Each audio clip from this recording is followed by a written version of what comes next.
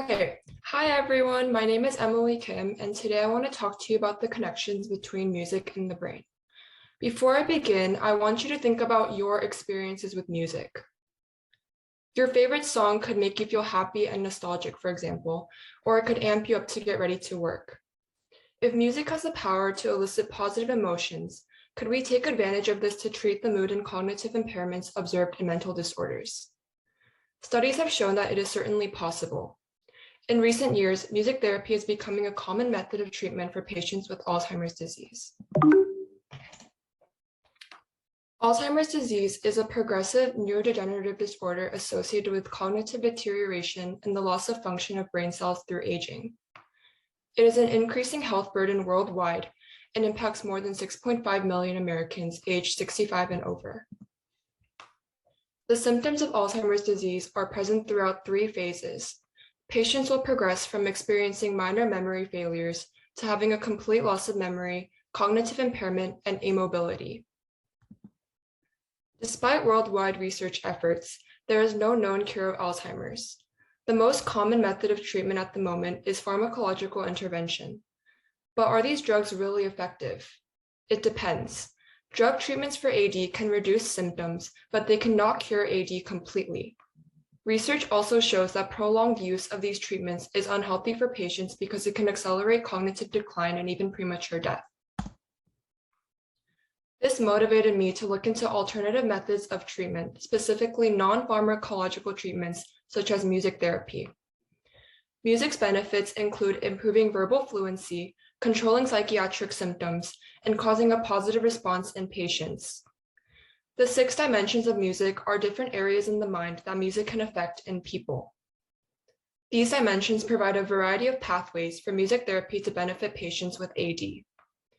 Studies have shown that music aids these 6 dimensions of psychological well-being in older patients, such as in the realm of spirituality, self-identity, and self-esteem, resulting in improvements to psychological and cognitive impairments of these patient populations. For example, a study by Gallego and Garcia at the University of Murcia in 2017 was conducted on patients that suffer from mild to moderate AD. Patients were recruited from 2 geriatric residences and took part in music therapy twice a week for 3 weeks. Each session included several activities: a welcome song, rhythmic accompaniment by clapping hands or playing instruments, and a music bingo. At the end of the 3-week period, patients underwent a cognitive, neuropsychiatric, and functional assessment. Results in the table show that there was a significant improvement in memory, orientation, anxiety, and depression in the patients included in this study. The author's findings suggested that music therapy has the potential to be an effective, non-pharmacological treatment for enhancing cognition and mental health in AD patients.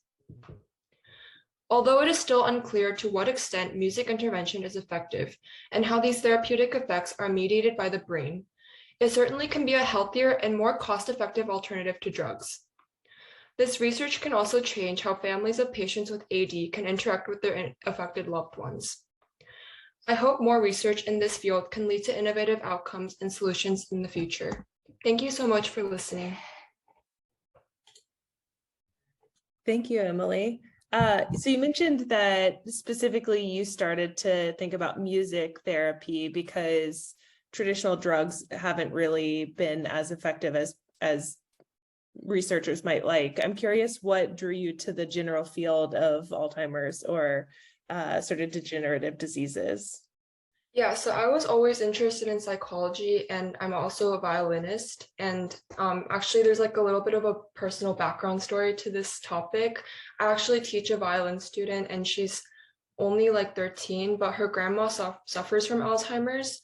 And because we have a really close relationship, she's like opened up to me about how that's affected her life.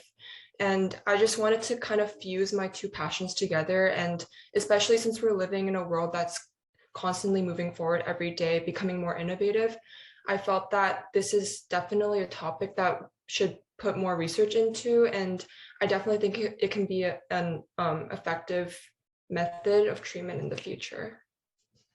Got it.